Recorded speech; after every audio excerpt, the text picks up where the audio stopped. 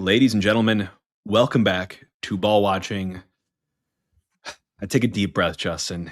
We're only 4 matches in. I feel like a middle-aged man at this point, both, watching these games, but also just what's going on in life right now. I'm in a different home. I made the move over the weekend and I unwound. I did my relaxation on Saturday, having to take in this match, Justin. This LAFC City 9:30 kickoff. It actually worked out because we were working our tails off for the whole day, but they didn't give me the reward, Justin. I was really hoping like my dedication would pay off in some way, shape, or form, but it did not. But we are midweek in this week leading up to New England. How are you, man? What's going on? Doing well. I'm happy for this weather to be turning around. St. Louis is just ridiculous. Jake, it's absolutely insane. The fact that I think on Sunday morning, Danny had some bagels, some friends over had bagels on the deck. By 8 p.m., it was 32 degrees. It snowed and flurried Monday and Tuesday. And then this Saturday, it's supposed to be 84. And then again, just FYI, on Monday, it'll be a high 50 again. So don't get used to it. Jeez. It is crazy times we're living in. Hey, I'm not complaining. This weekend should be fantastic outside weather. And for the city match, obviously going to be beautiful as well. So looking forward to that, Justin. But we gotta up it right away, man. We're kind of coasting to this one. I love to start off with the retweet or delete. It's mine this week, but it's funny because we did almost like a little informal pre-read of sorts because I put down my thought here. So it may not be popular, but I love, and you hear every coach say it, that every player that gets minutes, first team minutes on the team, they've got to go out and earn those. You'll oftentimes hear that in the press conference or pregame and say, everyone going out there, it's really earned it. They're working hard in training. I think that's great. I think that's great. Do you also though have to take that same mentality into the next match? And I'm speaking to Yohan Demay here a little bit, indirectly, because I feel like I like what he says about it overall, but then you get into these matches and it's pretty much the same guys that we've seen game in, game out. That yes, statistically, there are some good underlying numbers here, whatnot, but results wise, it is the opposite, right? So I'm looking at Demay and I'm saying, are you really kind of practicing what you preach, right? Like you get what you earn. Because why haven't we seen a guy like Joyner? That's my biggest thing here, Justin. Like, why haven't we seen a guy that's youthful, that has a lot of good high potential? What did he get in for like 5 minutes last match? And I know game state was different, but he looked great. I was really looking forward to seeing him, and he showed me a lot of good things in just a limited cameo. And Demay kind of sucked the air out of that during the press conference, saying, yeah, well, it's game state. You're just kind of going balls to the wall. So my retweet or delete, Justin, is I'm all about meritocracy, but at some point you have to do what gets results. Oh yeah, sorry. That's where I figured that's where you're leaving off. But yes, Jake, I'm gonna retweet because that's where once I saw you put it in there, you edited it after I had a note further down in the doc, and I said Demay's comments on like nothing is given, must be earned. My question was, at what point do the guys on the pitch earn the bench? Like Yeah. if you're not getting results, at some point it's not you shouldn't just be given the starting lineup, and you almost need to flip that sentence on its head and think about it in the other way. And I really, we've talked about this for the past couple of years. I absolutely hate when coaches just throw guys in the last couple of minutes and expect them to do something, or like think like, oh yeah, that'll help his confidence. Like now you got first team minutes. Like Joyner's a grown man at this point. He doesn't care about those last 5 minutes. If anything, it's like tarnishing. It's kind of like a slap in the face. Like, oh yeah, go take the field. We're down 2-0 in LAFC and you're subbing on. Wasn't it the 90th minute? Like, Yeah. what do you want him to do at this point? And so that's frustrating to me when a guy works his butt off and is doing it all week, day in and day out, and he's got a ton of potential. And that's where you think that it's game day, or, he's still got to earn it. So we're just going to throw him in there right now because this doesn't mean anything. So he really didn't earn anything by doing this. It's frustrating to me, Jake. Yeah, I agree, Justin. It's kind of like almost like a backhanded compliment. Like, oh, I'm going to carve out these minutes for you, but it's garbage time. And you can come on and, against a super tired team and the game's gone. But I'm sure you'll get some good opportunities. What does it tell a young guy like that when things are still really not going well results wise on the pitch, that you can get in, but it's going to be in garbage time. And I don't know. I don't love this reluctance to play one of our most touted prospects at this point. I mean, we can all kind of go and say the Glover thing is kind of stalled, right? I mean, outside of the hype around Miggy when he came into the scene in 2023, this is kind of the closest we have right now to a academy guy breaking into the first team and being a meaningful contributor. So I just want to see it. Like, give the guy a chance, right? If anything, what we saw on Saturday night, I'm enthralled by it. I want to see more of it. So we're going to talk about him a little bit later in the show here. But who was in the Hoffman Brothers starting 11 for this match? Shout out to Hoffman Brothers, our presenting sponsor for 2026. It is going to be toasty this weekend to St. Louis, and who knows, it might dip right back down after that. But yes, the seasons come and go, sometimes every week, every day. But Hoffman Brothers are in your corner to make sure you are taken care of underneath the roof. I'm having them out here as soon as I can here, Justin, to check out HVAC, check out my AC, make sure everything is primed and ready for, I'm sure, what will be a sweltering summer here in St. Louis. And I know that I have the best care in Hoffman Brothers. So make sure you reach out to Hoffman Brothers and tell them that we sent you. They are an incredible organization. Justin, Hoffman Brothers 11 featured a pretty much unchanged 11 week over week. We did see, actually, no, it was an unchanged 11, right? With Hartel coming back, Toyshirt, Betcher in the front, our same kind of back five setup with Santos from the left to Polvara, Baumgartel, Orozco, Wallem on the right, and Durkin and Edelman. So you do have a sense, if anything, Justin, that DeMay kind of has the guys that he trusts at the current moment or is willing to roll with. He does, because this is the same lineup. So what now? It's we started with the first two same lineups, and then we had our first lineup. Then we had a Hartel out for one. But the only difference that we've had or change is Sangbin and Toyshirt. That's literally just like been a straight swap. Otherwise, everybody else, including Betcher at the top and the other 8 guys behind him, including Berkey, have been just remaining the same. And there was a great quote as to why that he's sticking with this. And so it's actually from Justin Horniker. I saw it on the Red Smoke Rising guys on their X account for this.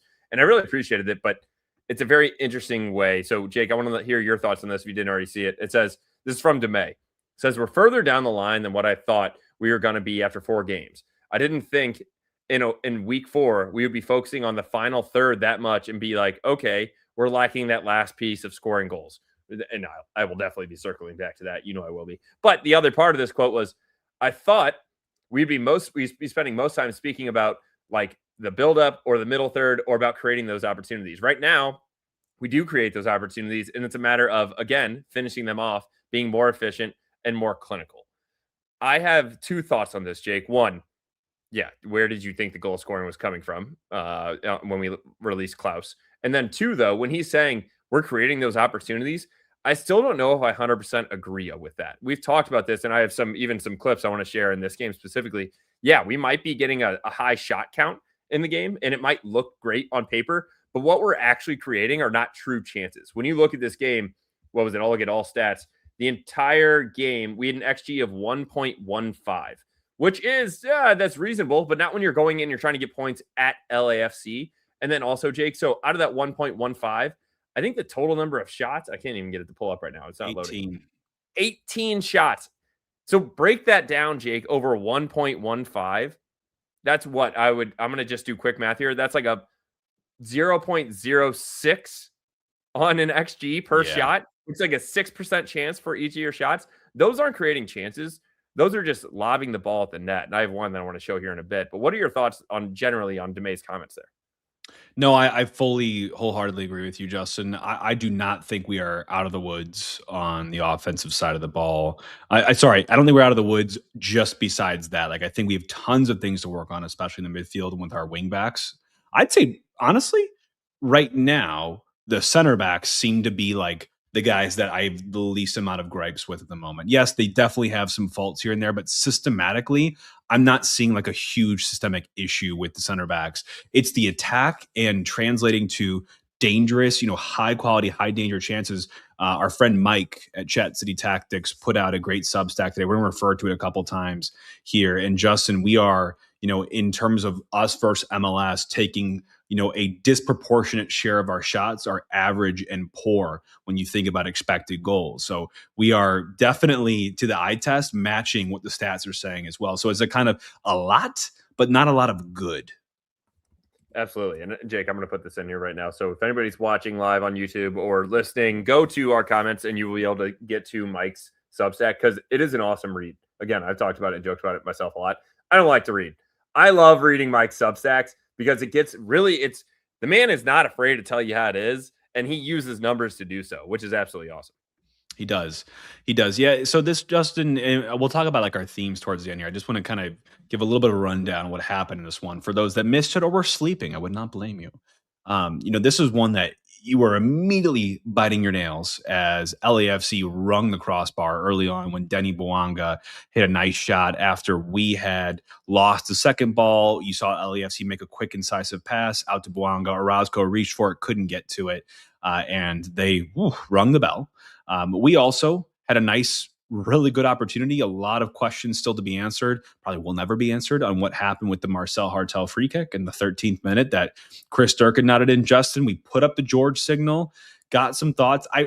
This one's tough though because it feels to me like a precedent being set on the field. And when you've set that precedent, it's very hard to look at VAR and say, okay, clear and obviously overturn this and make the right call because of the wrong call being on the field. So it's like you need very, very clear, like, I don't know, Justin, we'd look for. I think we still feel very disheartened by the call. I think it's swallow the whistle, man. There's so much worse that happens on corners. You see it every single match, every corner. There's a huge scrum. Why would you blow the whistle there so early in the game on a goal scoring opportunity? Let VAR overturn that if it's clear, right? I'd rather them be more conservative that way as a fundamental than be a little heavier on the whistle. No, that's what George kind of said, and it makes sense to me, Jake. I kind of like to refer it back to do a little cross sport analogy. The call on the field stands, either in baseball or football. If it says that it stands, you're not confirming it. It's just saying you don't have enough evidence to overturn it, and that's exactly what George said to us. He said there was no evidence that he sees to change the call with VAR one way or the other. So if they would have let it be a goal on the field, VAR would have been like, there was no clear and obvious error that needs to be called back either. So unfortunately, the ref quick to his whistle, and that's why we didn't get that goal. But otherwise, it wasn't enough to go either way. So it's unfortunately, that's just how sports are going to go. Yes, I understand that everybody's like, how does it not go to VAR? VAR is looking at it. We can confirm with everybody. That is being looked at 10 times out of 10, and it was looked at in this game. However, they didn't see a clear and obvious error, so there was nothing to overturn. So the game gets started. We have that initial kind of thing happen when we have our goal disallowed on the field. It's not overturned by VAR. And I think we kind of get a little bit settled in. You start to kind of see us creep up into possession at this time. And we are able to, I think, create some moments or some sequences there where we are able to break the lines, whether that's a Baumgartel releasing Cedric Toyshirt centrally and seeing another one of his, promising, more progressive sort of dribbles. We see Durkin play a lovely weighted first time line breaking ball shortly after that and kind of like the half hour mark. And again, the game flow, I feel like slowly kind of tilts to us, but it's still very even statistically, right? Both teams only had one shot on target in this half. It was a little bit of kind of feeling out jabs here or there, but largely, Justin, I feel like we got caught in our horseshoe of death. Mostly when we finally did break into that attacking third, we'd kind of start with Wallem over to Orozco to Baumgart. Maybe he skips and go to Pulvara out to Santos. Maybe a quick 1-2 with Edelman or Durkin, and then back you go. There wasn't much incisiveness to it, and this is something we've been talking about now for the last 3 weeks. As we I feel like struggled to progress centrally. I will say it was less so in this match. I thought Durkin was unbelievable. The best game I've seen him play in this jersey. Kind of wearing like his best Leuven impression on the night, and he's not Leuven and he never will be, but him being able to at least break lines on some passes and not just bumper pass back or just work his tail off, which he did defensively. I thought that was one of the big highlights for me. I think DeMay's given him the confidence to play forward with the ball, which is something that we had not seen in the past. And everybody jokes about the yellow cards, even he did, which still needs to be cleaned up. But I do like it a lot more this season when the ball is at his feet. Jake, I want to share screens real quick on this one. This is our only shot on goal in the entire first half. And this is what I'm talking about when we're creating chances, but are they truly chances? You have Pulvara with the ball here. There's an open space down to the left, and I like that Toyshirt goes and finds a space. And I think it's a great ball in from Pulvara right there into his feet. And it's like, all right, now you can hold it up. He slips, which has happened. What was going on there? Like, do these guys not have the studs? That's what allowed Bouanga to bring that one at the crossbars because Orozco slipped, but he slips. Fine. Gets back up, tries to. And then right here, is it Durkin or Edelman steps and wins it? Look at where Toyshirt is on the ground, literally laying on the ground like he's about to take a nap right now. Hasn't gotten up yet. The ball hits him pretty much in the chest. Now he gets up, and what does he do, Jake? You think he's going to find feet? No. He rips an absolute dinker on net, and it is 0.03 XG, and that is our only shot on target. And that's where I get frustrated in the sense that, like, yeah, we are getting to the final third, but we are not making true chances when it comes to that because, Jake, like I said, that was our only shot on target in the entire first half.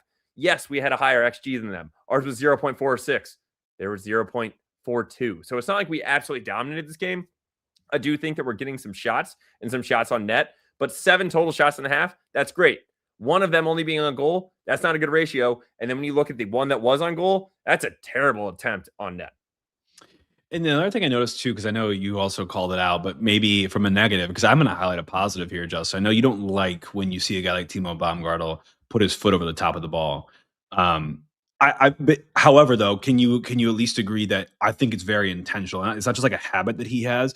I think this is what I think is happening. I think he is being coached or being told in training that he wants one of the forwards, one of the attackers to come to him when he has the ball on because he's got those 2 outlets right to his left and right. So he baits the first attacker on, like says, come here, like I'll step on the ball, wait for you to approach me, and then I'll quickly try to get it out wide. And then you've hopefully kind of displaced part of that press. That's what I think is going on because it looks way too intentional to be just like organic.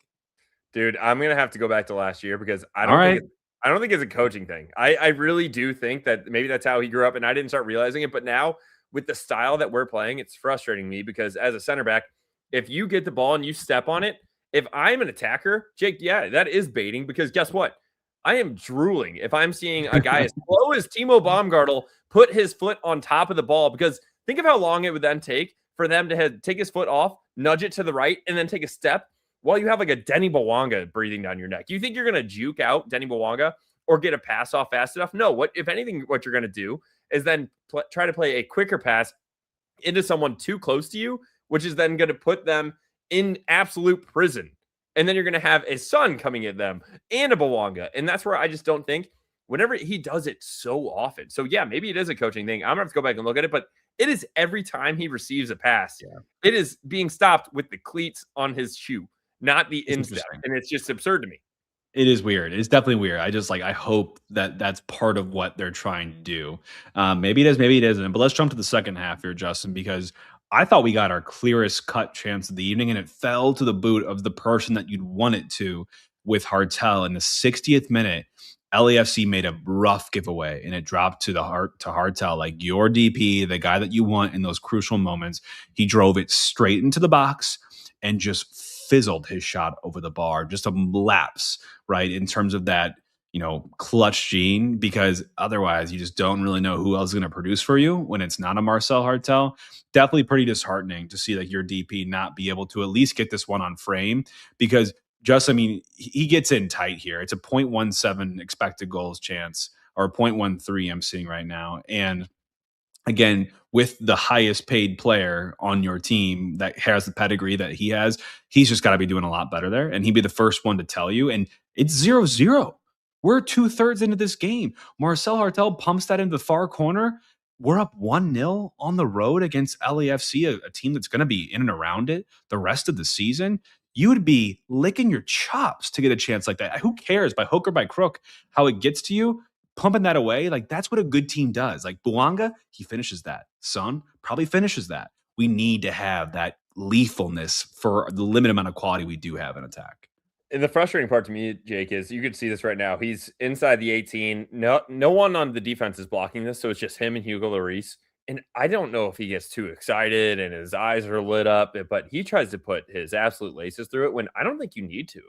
At this range, get your head up, pick a corner, and put it on the ground and make Hugo Lloris, who's like 38, make him get low quick and make a save. But he just absolutely skies this one, and it's not close. And it actually was right over the top of Hugo. So it's not like he missed in the upper right or in the upper left. I think he was just trying to hit it as hard as he could and hope for the best from that close of a range. So I know that he's watching this and he wants it back as well because I think he finishes that one like, what do you say, a 0.13 XG, which would give him like a 13% chance of scoring that. I think he finishes that 3 or 4 times out of 10.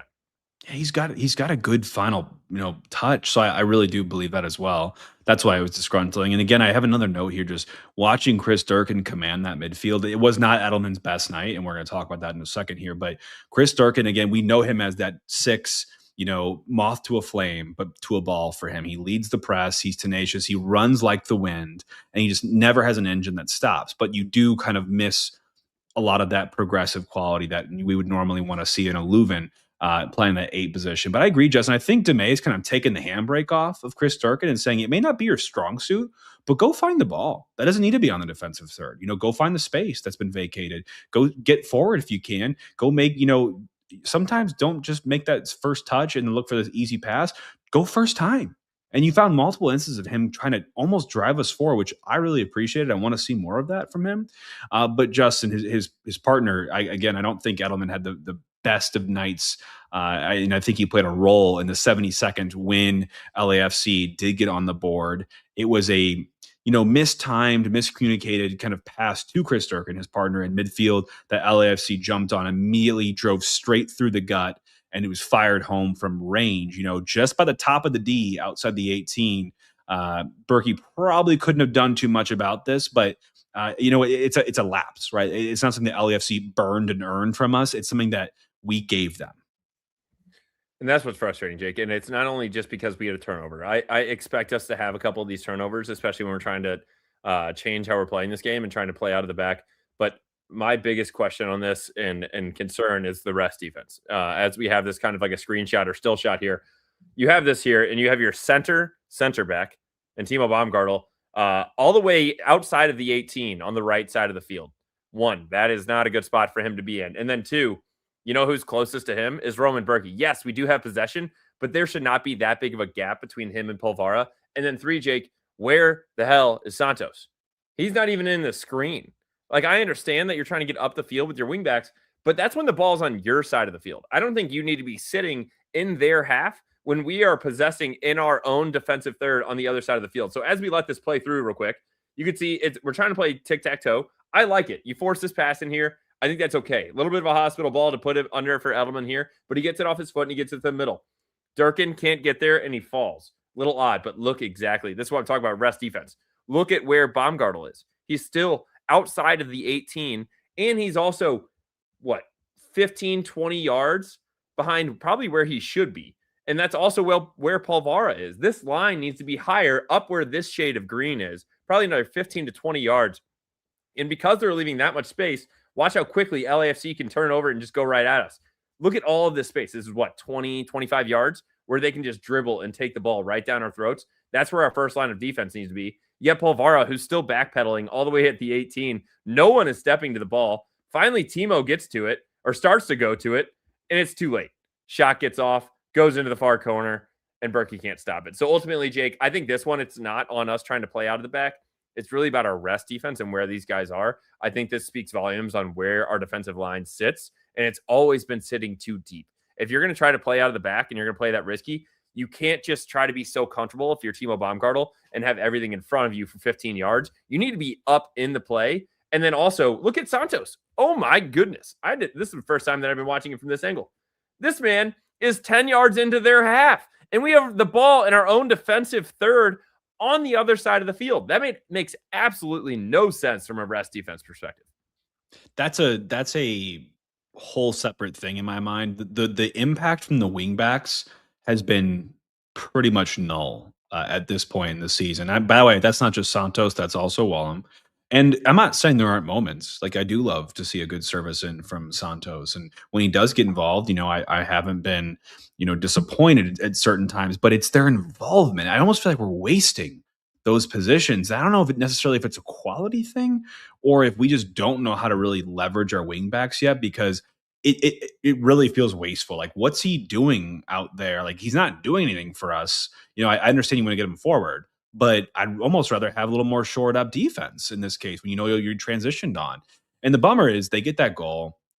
we had control in the game. I'm talking that with air quotes.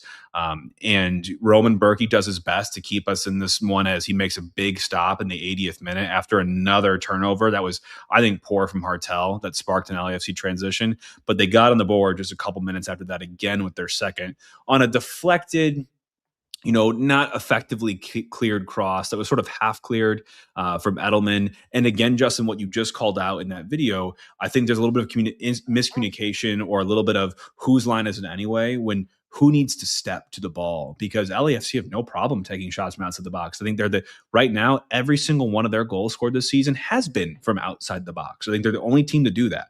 So if you know that, that's not something that you don't cover in the scouting report. Step up. Someone's going to be quick to close down these attackers because they will fire from range, and they score another one. I think the arguments up there, Justin, on could Berkey have done better on this one? It was a much tighter angle. It was less pace on the shot. Could he have taken a more aggressive angle with his dive? Goalie mechanics are something we can say for a different time. But I do think ultimately you want to see your DP goalkeeper doing more in this instance. I mean, that's what I was trying to pull up was the tweet by Chat City Tactics. He said, if you're going to have the highest paid goalkeeper and DP in MLS, this has to be much better from him. He generates no push, no power, and his left foot lands exactly where the same spot where he started it in the dive. And that's where we're calling that out and kind of sharing screens here. And this was a quote tweet from him. So if anybody wants to go back and watch this as well, I think it was from St. Louis Soccer News. It's basically, I think the one part where you need to see it is the angle from behind the goal. Yeah, it's right here. This one, Jake, and he's gonna want to have this one back, but that is just right here. That looks like he's gonna catch that in his stomach, and much less he doesn't even get to the ball completely at all. It's like he almost slips with his right foot, and Berkey knows that as well. That's one that he wants to have back, but we're starting to amount a couple of these, Jake, where it's like. Yeah, we knew we should have scored that one, or yeah, we knew we should have had that one. And they watched the video and they're going to want, they would say it themselves. They want to have that one back. When are we going to stop kind of having to have these conversations on the video room and start having them on the actual field? I don't know. I don't know. And the subs came on, Justin, in the 46. Cordova came on for Teuscher. Teuscher was not having a good match. McSorley came on for Betcher. I don't have much positive to say about either of those two. Celio and Sangbin came on for Edelman and Santos. I don't think either of them moved the needle. Then you see Joyner, who actually did create some danger in the time that he was on, but it was just too little too late. And again, it's such a familiar story, right? I feel like I'm living in the Groundhog Day right now where, you do some good things. You definitely are seeing, I think, the beginning of a new version of City where we do have more of the ball and we don't look very scared of it. We also don't look sure of ourselves at certain moments, but that's to be expected. It's the fact that we can't do anything from the attacking perspective. And the things that we are able to do, we are not able to finish. We are just significantly, almost in a hilarious way, I think Mike even said so in his Substack today, is we are significantly underperforming. Both from results perspective, expected points versus our points accumulated. I think we're expected points right now at 6.9 in this season. Over 4 matches, that's pretty good to start. We would have taken that. And we only have 1. And then expected goals and the goal output, it's a similar story. You're drastically underperforming where all the data models would say you should be at. So it's a really disappointing beginning. The goals, by the way, we have 1 goal, of course, and we have 6.24 expected goals. So you tell me. I mean, I'm not the analyst in the room, but you're bound to find, you hope, some level right here, like some water keeps its level. It'll find it at some point, but how far do you have to go, down this season without more than 1 goal, without more than 1 point, and you're sitting second in the MLS now, second worst team. Only Philadelphia, ironically, is behind us. And you're just wondering, what does it take to turn around? Do you have time just to wait? I'm not saying we're going to fire anyone or anything like that. I'm just saying, at what point do you go a little more practical, right? Like, hey, we got to score goals. Maybe we sacrifice a defender. Maybe we go to a 4-back system again. Just like we need to put something on the board and find a blueprint that works in producing, not just something we believe in. I have a couple quick points that I want to wrap this out with as well, Jake. As you mentioned on the subs, another frustrating one from a sub perspective of not seeing minutes. And yes, there's some stats, whatever you want to say, but from a fan favorite, Celian Papeo. This was only his second appearance for the team. He only got 8 minutes. Obviously, we are already down 2-0 at that point. The only other time that he has subbed in in San Diego, where he got 32 minutes and we were also down 2-0. So that one, it's like, all right, I need you to go out there and do something. I'm giving you from the 68th minute on. I kind of like it. Like, or sorry, 58th minute on. Like, all right, that's enough time for him to get in the game and try to make a difference. This one, giving him 8 minutes, it's very similar in my mind to the whole Joyner situation. Like, what do you want him to do? What is that supposed to help with his confidence? I don't really understand the sub there. He's not going to make that change. One positive I want to note from this, as you mentioned, that we have 6.9 expected points through 4 games. That's an average of 1.7 points per match. You know what that would put us at for a full season? 59 points. Yeah. So if we were to keep, and like, yes, you're never going to keep up with your expected, but I think that is the correlation that DeMay is trying to make when he's saying that, hey, we're actually already in a pretty strong spot from how we're looking to play soccer. We just don't have that finishing touch. I agree with him from that sense, but I just think the finishing touch is a much bigger problem than us trying to figure out how we're going to be playing these games during this time. So yes, 59 possible points. If we were to keep where we're expected at, that's a good start, but we got to start getting results at some point. The last thing that I'm going to say is the Cordova counter. I'm going to start having this one, Jake, for every game. Cordova. And so his time with City, remind you, $2.5 million. 45 minutes. He's had a total of 20 touches, only 1 shot.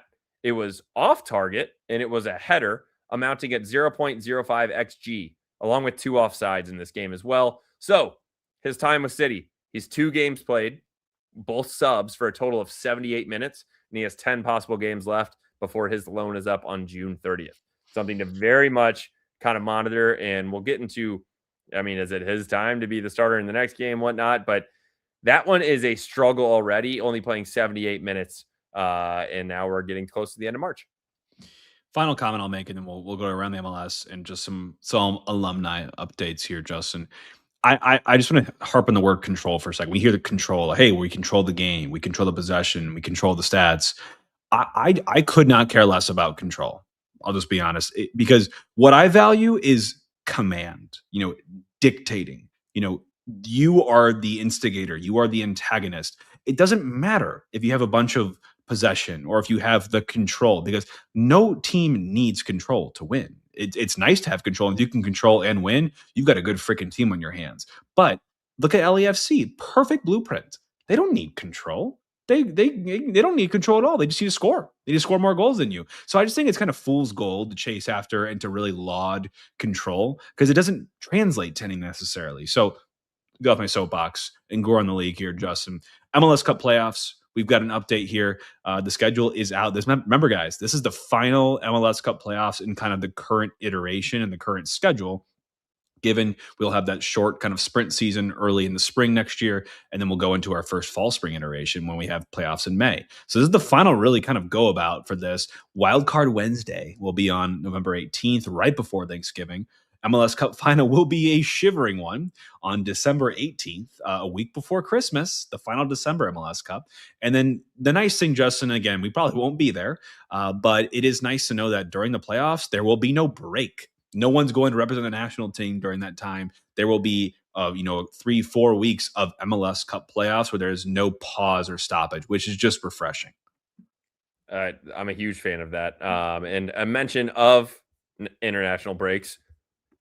We have the Olympics. That was announced this week as well. So that will be in St. Louis in 2028, the LA Olympics. We are lucky enough to have 8 Olympic Games. I think that is absolutely awesome, Jake. Like, I understand that the Olympic team is not the Pulisics, the McKennies, and all of those guys usually because of the age limit that you have there. But we have 3 women's group stage matches on July 11th, 14th, and 17th. And then we also have 4 men's group stage matches, July 10th, 13th. And then on July 16th, we have a doubleheader. I don't know how that's going to work, but I'm absolutely pumped, and I can promise you I will be there. And then we have a quarterfinals matchup, which is on July 20th.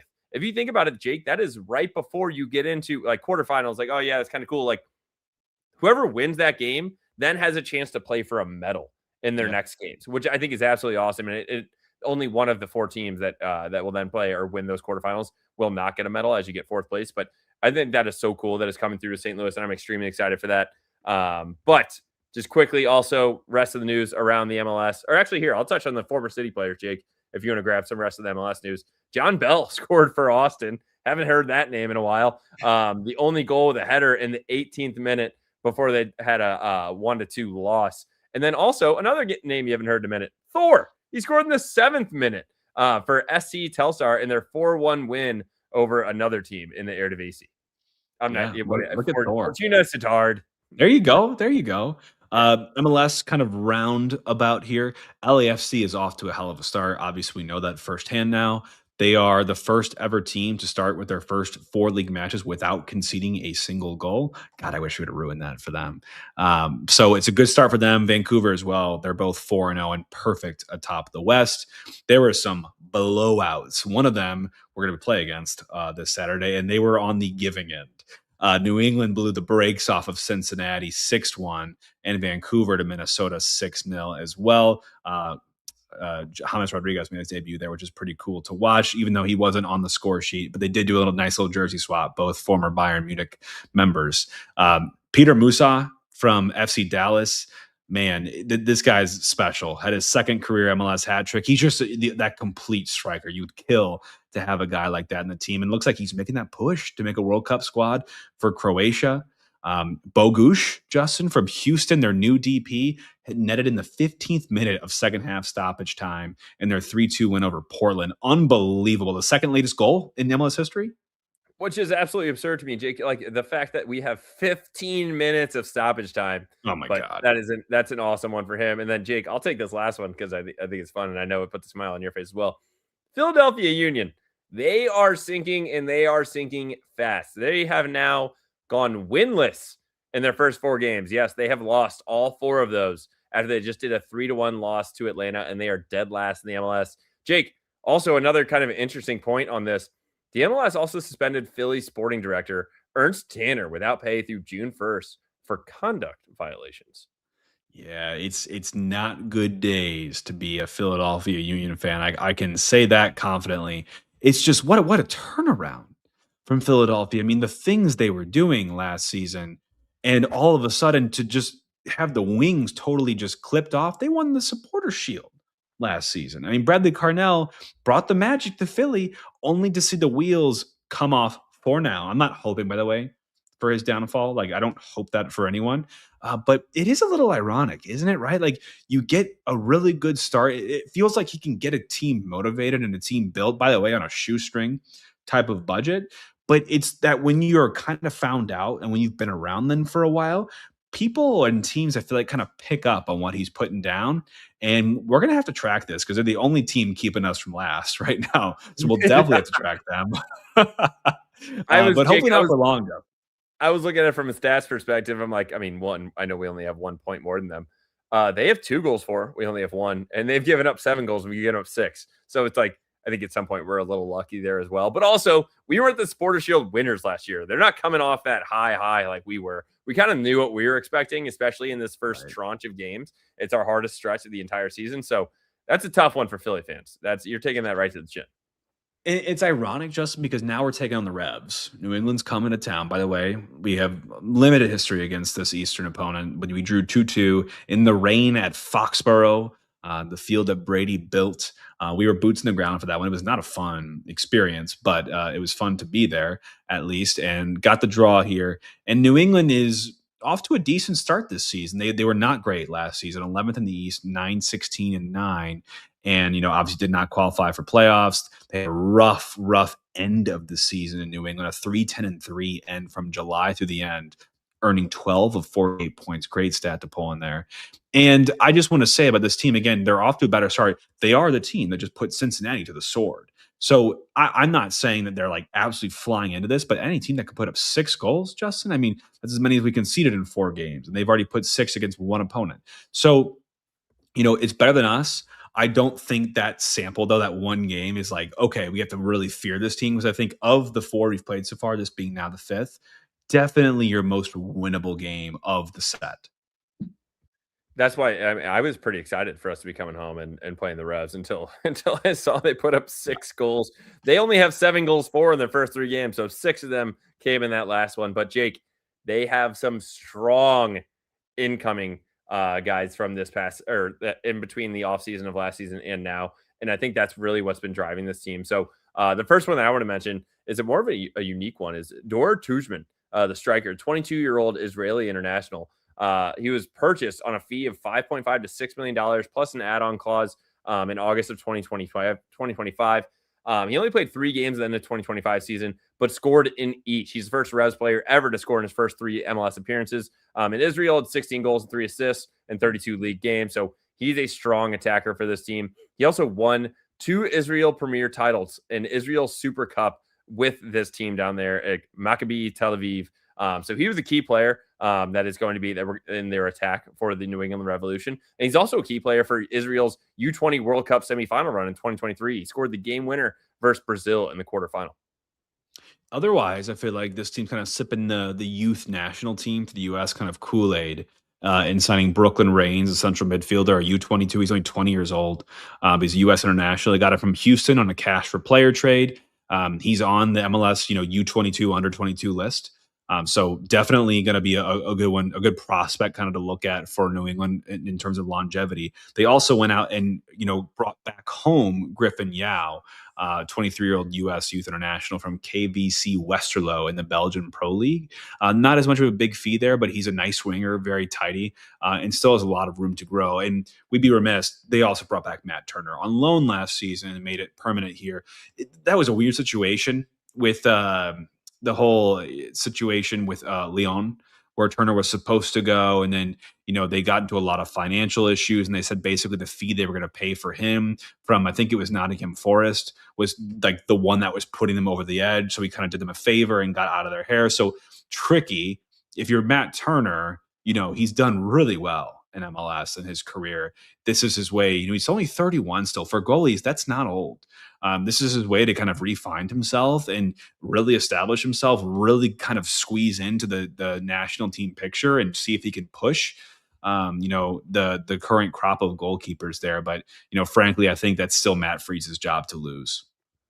No, it definitely is. And I think another one, Jake, that was kind of exciting, and maybe more of like a homecoming for them was Diego Fagundes, the 31-year-old, originally from Uruguay, but then raised in Massachusetts, signed on as a free agent on March 13th. So literally 5 days ago, for a 1-year deal with the Revs. So he just joined the team. He got 2 minutes in their last game. Obviously, he's still trying to get his legs underneath of him, but he turned pro in 2010, and it was the Revolution's first ever homegrown player, reaching the team. He was reached the first team at the age of 15. We're talking like Freddie Adu stuff for him.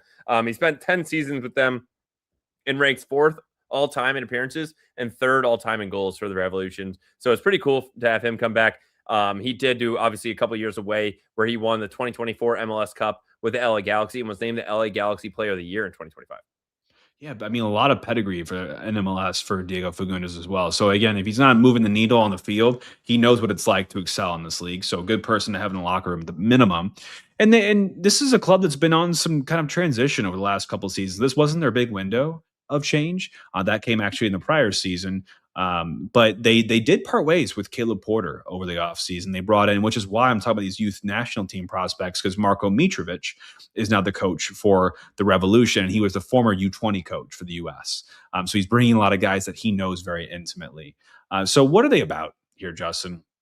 Early picture, looking at a 4-2-3-1, 4-3-3, they still do a lot of relying on Carlos Gil, who has just been a really, really fun, productive central attacking midfielder in MLS for a very long time now. And he's still going at a good clip at the age that he is.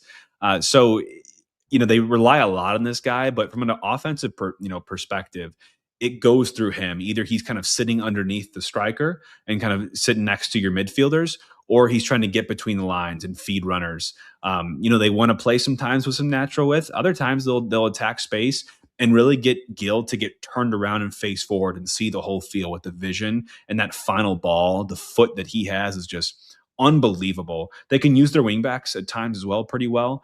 But really more dangerous is getting that ball centrally to Carlos Gil and letting him be able to kind of scan the field and see what that next pass is. If that's wide, looking for runners into the area as well, looking for late cutbacks. They've definitely gotten better here, but God, it's really hard, Justin, to talk about the Revs without a Carlos Gil because you don't really know what their identity is, given how much they kind of like a solar system revolve around him as their son. And I think that's the hard part when we're talking about this and we're trying to figure out like what this team is about with a lot of their transitions last season, this season. Yes, they just blew out Cincinnati in 6-1, but in their prior games, the two prior, sorry, I just had it up in front of me. They lost their first game to Nashville 4-1, and then they lost to the New York Red Bulls 1-0. So like I think it's a little bit more of a one-off here. And what happened up in Cincy, especially when Cincy got a red card in the 69th, and then they went on and scored in the 87th and the 89th as well. So it's really when they started to pile it on in that one. But another piece of their attack that we cannot ignore are set pieces. You talked about Carlos Gil, and I think that he is an incredible deliverer of the ball, quality service, and looking for Cabellas as well, where he can show that he can absolutely punish teams with his aerial presence. Yeah, they had two of them in that Cincinnati match. Ceballos had two headers from Langoni. So this is a good team defensively. I wouldn't call them like, super settled, very, very good defensively. They conceded 52 goals last season in those 34 matches. They tend to do better when the game's kept in front of them and they're not being stretched. So they do a lot better when they're keeping their shape around the ball. But can they survive, winning those first balls? Can they survive winning the second balls? It's kind of when you get at them and you're occupying those defenders for extended periods of time that I feel like you really begin to see some and exploit some of the weaknesses in this defense. So, looking at us, got to run at these guys and just push them to the limits because I just don't feel like they've been tested so much this season. And I think is null as we have been in generating, big high danger chances and scoring them. This is kind of a slump buster of a defense when you look at it, of any that we've seen so far this season. From 2025, they were the 14th best team in terms of their away form, so 1.18 points per game, 5.75 on the road. They were expected goals 21st in the league and below average expected goals against as well. The halves tell a similar story. Not a great team looking at either half, but second halves especially dropping to bottom 5 in the league, Justin. We talked a little about Carlos Gil and the impact he has and still has on this team. We talked or mentioned Langoni and Brian Ceballos. Who else, or something to mention about some of these players that we should keep an eye out for? No, I think it's one that it's kind of exciting for when you think about it for City fans playing against a guy like Matt Turner, who I think a lot of people thought maybe until about a year ago was going to be the starting goalkeeper for the U.S. in the World Cup. Now we're talking Matt Freese, but it's one of those teams that Jake, I've kind of circled this one after going through kind of like the gauntlet that we just did in these first 4 games. I'm like, all right, come home, face the Revs. Feeling great until that 6-1 dub. I still feel good about this. I still think that this is a team that can be exploited. And I think that's one that if we can find that finishing touch, we can really, really blow the roof off of City Park, which we need to on this beautiful Saturday afternoon. And we already talked about some of those main guys, but also one more thing I do want to just mention again. We've mentioned how good Carlos Gil is. He had 10 goals, 14 assists last season, led the team in goal contributions. But I think one of the most impressive stats is that he was second in the MLS in key passes. So that is a guy that even when he's not scoring the ball or getting an assist, he is getting the ball into the right places for his teammates. So I think it's one that we're really going to pay attention to going into Saturday's match. Yeah, I think keys to the game and how we can beat this team is similar to what I said last week is, I like the type of high danger pressing we've been doing and trying to generate turnovers in dangerous areas, like in our attacking third, their defensive third. Keep that up and, be intentional about it. It's not like a canvas your press, but be intentional. If it's on the center back's foot, and they might have their back to you, like get up there, like get on them. They lose passes, passes back to Matt Turner. We know that his feet aren't at the level clearly of some of the other goalkeepers in sort of the upper echelons of caliber in this league and kind of globally as well. I think for us, when you're in possession, look to attack the channels around their pivots in midfield and their fullbacks quickly. I think so much of what we do, Justin, is like it's not quick enough. Like I think the right ideas are there and the guys there to be played to, but either it's a fear of making a turnover or an errant pass or just not recognizing that ball is on when you do have that window open up. I want to see us take some chances, play quickly, like first time touches. We don't need to get the ball settled down. Like you train this all the time. Have confidence, swipe your foot right through it to the guy that you're breaking the lines for, and move forward. I want to get volume, Justin. I want to see chance creation in this. Now, we know Turner, it's going to take some special stuff to get by him. So you're going to have to generate multiple high quality chances here. So I want to see them turn a corner in this one, at least that. And that's the tough one, Jake. We've talked about it. We're going to need to create multiple high quality chances. That it's not something that we've done. We created Yeah. a bunch of chances to start the season, but high quality chances. And Jake, we're going to have to talk about who's going to be creating those high quality chances in the Hoffman brothers predicted starting 11.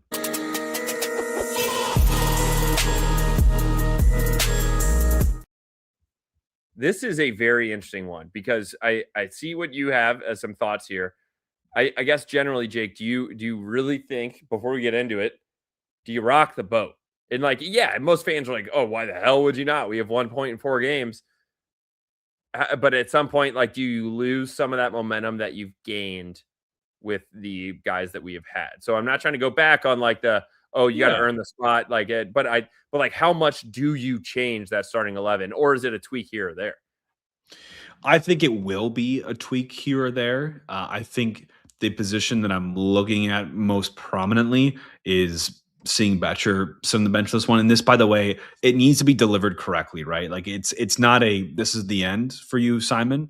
But it's a struggle right now. You know, in terms of the shots amount that he takes and the expected goals, the goals just aren't coming, and they haven't for a little while now. So maybe he does need a little bit of a reset. You don't just play through all the yips in your career, right? Sometimes you do have to kind of mentally step back, reassess, train, and get your mind back in the right direction. I'm sure he would love to keep playing, and I feel for him. But again, you mentioned the Cordova watch. We don't really know what we have in him right now, and it's going to come up on his time very, very soon. So see what he looks like for a full start. I think that's the most likely, in my opinion, Justin. I have more out here. I want to see a joiner start as well. And by the way, I don't care if that's in the toy shirt role right now, / where Sang Bin started, or if that's even at a right wing back position. You let him just venture very, very forward. I want to see a joiner start as well. Those are probably two of the things that I see most likely happening. I could see Cordova as the most likely. As we've Yep. talked about, the lack of minutes. We're on a short timeline, and just because he has a loan that ends in June doesn't mean you need to play him. But I do think at some point you need to try to give him some starting minutes. Otherwise, we just spent 2 mil and lit it on fire for 5 months, 4 months, whatever you want to call it. Joyner starting, would love to see it. I don't think that this is going to happen. Just the way that DeMay has kind of treated him to start. If anything, I could see maybe he throws a Sangbin back in there, or a Hartel, or sorry, not a Hartel, or because obviously Hartel is going to be starting, or you put in like a Celio. I think it's going to be dependent on where or what he's seeing in training this week. It seems like he is very high on that from an earning it perspective. But let's start in the back line. Let's start all the way and work our way through. Obviously, Berkey. Um, I'll agree with you here. I think it'll be Polvara, Baumgartel. I still think that it's going to be Orozco. I don't think that they're going to pull him there. Yes, he had a legitimate slip up in this last game, but I think that he is going to be staying there. What are your thoughts? Yeah, I would like to see them again. I just it's now I'm struggling to like detach myself from what I want to see and what I feel like we're going to see. Because again, I don't think DeMay has shown himself to be very much of a upset, the wagon here and stop a lot of the continuity that he's built so far. But I would like to see Mbake get a go here. I would like to see us see what he looks like for 60 minutes, even a half. See what you get. And again, to Arasto, it's not a punishment, but we do need to see what we have in Mbake. He's going to be here for longer term. Like I want to see him if he's healthy, if he's got some minutes, he's ready to go for a half, throw him in there. See what you got. I also think, Justin, if you look at a little bit into the midfield, I think you got to give Wallum a break. He looks like a shadow of his 2025 self. The impact he's having on games. It's hard to really put my finger on anything positive to say right now because the most I remember him, Justin, is him just scrapping with other attackers, whether that's Buanga, whether that's or Zaha. Dryer. Like Zaha. I just feel like that's his role right now. And if that's your role and you're playing wingback in this system is built on wingbacks. You've got to be having an impact. And by the way, I don't think Santos has been, knocking out of the park either. But Wallum, my word, like I just don't have really anything to say. Yeah, no, that's actually a great point. That's one that like we haven't had a highlight, low light. I know way back when we were talking with Dulas, I haven't even had like a comment on Vollum when we talk about him in these games. So I like what you have here, especially so Totland taking that spot.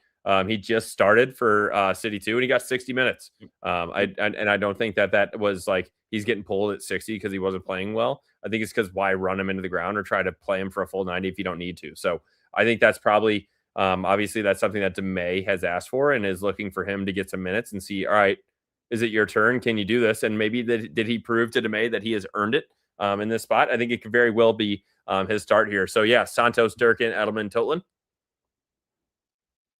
Yeah, I think that's what I would do. We'll see what DeMay wants to do.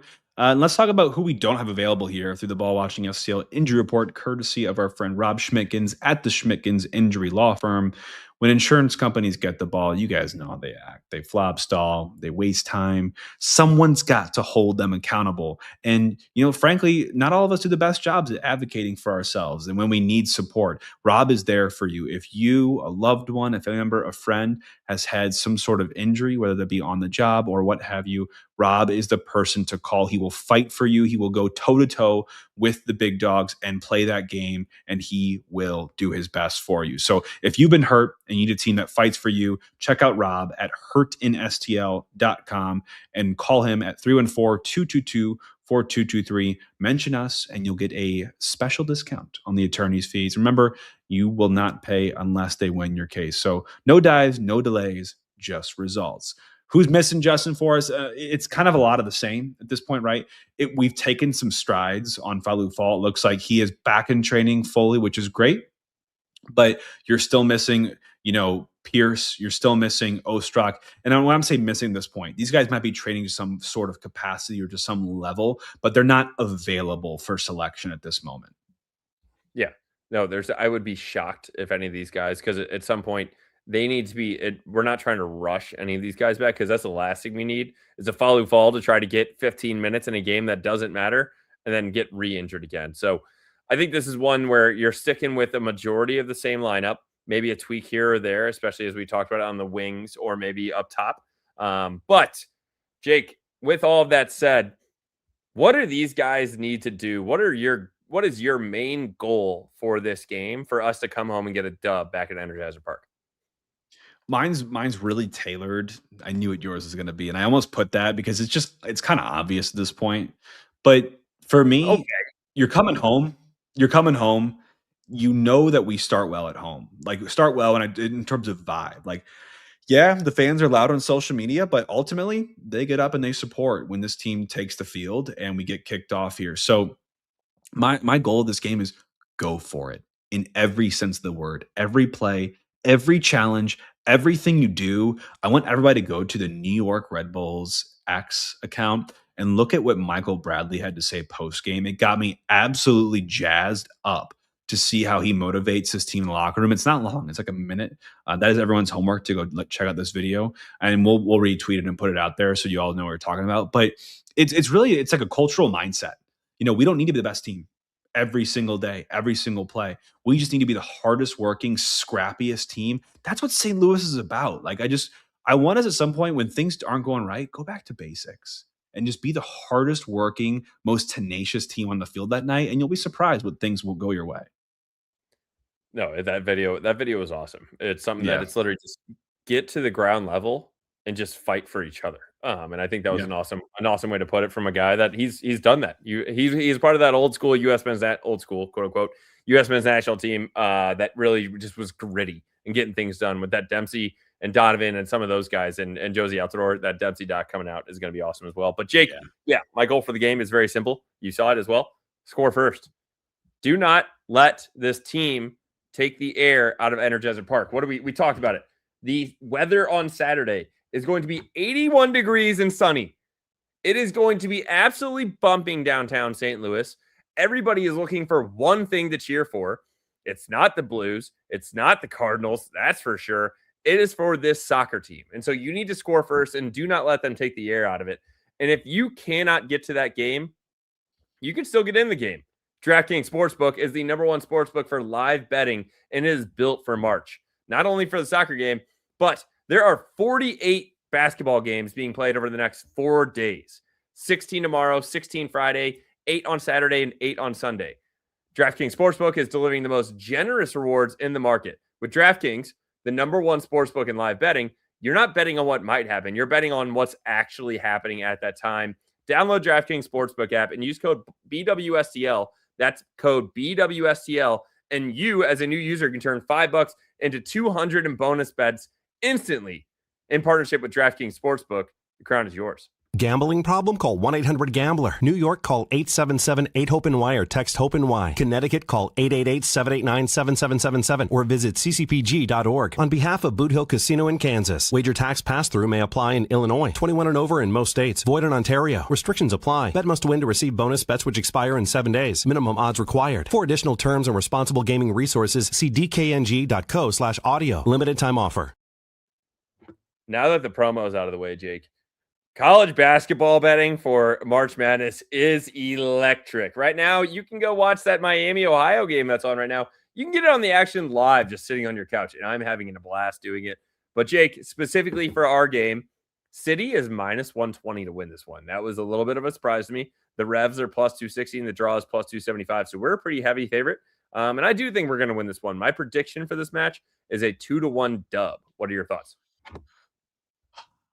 I love this. I love this. I think we're both, we talk, about, the deficiencies and the areas for improvement and some of the letdowns here. And by the way, we also highlight, some positives and things that have gone well.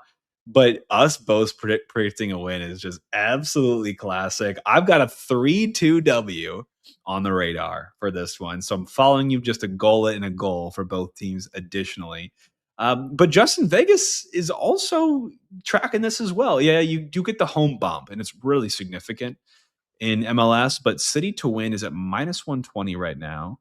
Revs to win at plus 260, and the draw at plus 275. We both know where we stand on the money line, but it sounds like we're going to reach for a little something else in the cookie jar for some of these odds. Justin, where is your bet of the week? By the way, I'm off the board. I did get one in the last one, LAFC to win by 2. So I did get in the green. That was rough for me. Once I saw that Bouanga was not starting up top in his usual position, I'm like, oh, my bet's. Like when they changed their formation, I'm like, of course he's not going to score. But Jake, I love when we come back at home, City to score 2 goals, at least 2 goals. That's minus 160. So Jake, I'm going off the script. I'm betting your SLU Billikens to get the dub tomorrow. You guys will see what I'm going to bet on the City game on Saturday.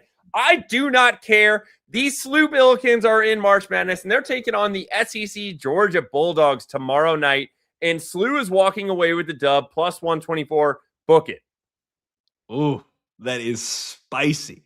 Going off script, but I'm supportive. Roll Bills, baby. I will be tailing on that one. On this game, though, if you want to do a little parlay, Justin, you really believe in what you're doing. I've got a near even money as well on my bet for this week. I've got the Asian total of over 3 total goals in this match. Is that an Asian total when it's just a flat number, or is that just a 0.25? So I've got over 3 here. For those that may not know, usually they do like the halves as well. They do 1.5, 2.5, 3.5. I'm doing 3 because I do think there'll be plenty of goals in this one. I wasn't ballsy enough to do 3.5 and thinking to be 4 because 2-1 also, Justin, your prediction feels like it could be just right there as well. But 3 goals and I push anything over 3 and I'm in the money, and that's at minus 105. I think we deserve to see some goals at this point, right? We just need to see some fireworks. We need to see some sparks ignite in this team. And again, New England is not a pushover, and they will not make it easy for us. But if you're City, you've been through a freaking gauntlet to start this season. You're busting to try to get something in the back of the net and see that net bust. So they're going to be, I really feel like they're going to be hungry dogs out there trying to just fight and claw. And the Revs are technically hot, if you think about it that way. They just scored 6 goals. And this is one that I think we're going to be coming out firing, trying to punch them in the face like we did in our home opener, where we literally just took the ball right from the start and shoved it down Charlotte's throat. I think we're going to do the same thing with the Revs. So, yeah, I like that bet, Jake. But, yes, I'll be coming out with a City-specific bet. But my mind is solely focused on March Madness, Luke Lachkowski, and those Billikens tomorrow night. So that's your homework for everyone listening today and tomorrow before the Bills game. Justin, what network is it on tomorrow? Do you have the stats for us? It's on CBS. We're on the main network, baby. Yeah, it's like 8. Here, I think it's like 8:15 p.m. So it's a little bit of a late one. Thursday night, that's fine. Sleep in, work from home on Fridays. I don't care. 8:45. It's an 8:45 on a Thursday, but it's on CBS. The boys are up in Buffalo, New York. If they win this one, then they have to play the number 1 seeded Michigan, assuming they beat their 16 seed, which I think Lehigh won earlier, but whatever. Focus on these Bills. Get the dub and get a seat at the table to play a number 1 seed. That's awesome. Yeah, agreed, man. Well, Last thing, actually, I was just tracking because I wanted to bring it up if it was still like relevant. But Oh, U.S. Open Cup soccer is in St. Louis right now. It's at Lindenwood, where Bofs St. Louis has taken on Union Omaha, who's like our perennial team that we always play in the U.S. Open Cup, and they are currently down 7-0 in the final 5 minutes of this match. You know, that's a David versus Goliath thing to start from. I mean, Union Omaha is a good outfit, right?